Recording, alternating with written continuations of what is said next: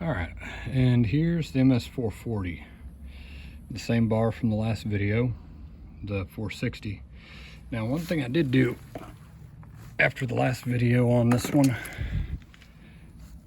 I managed to take this handle off again, this 460 handle, knock the carburetor studs out, and put 440 carb studs in, and I was able to put the air filter base for an MS440 and an MS440 air filter cover that matches up with the MS440 top cover.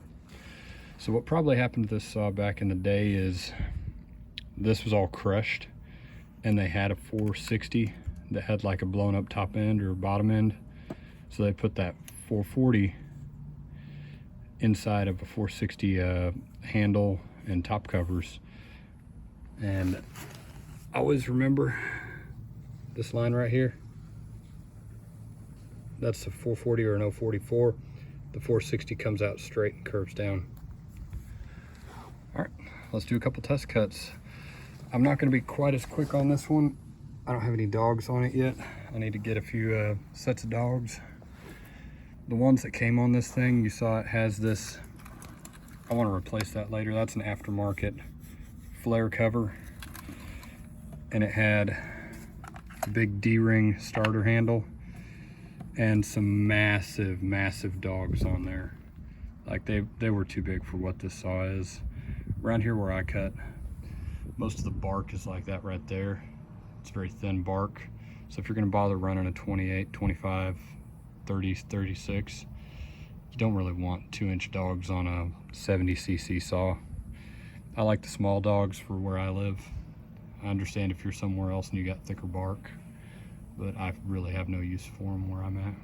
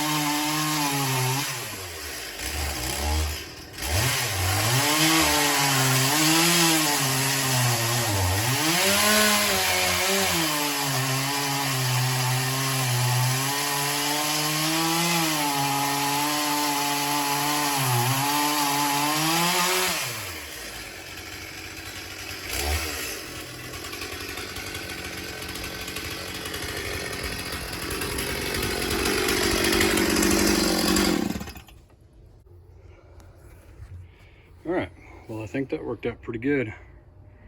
28-inch bar. That was like a stack of three planks right there. They were all knots.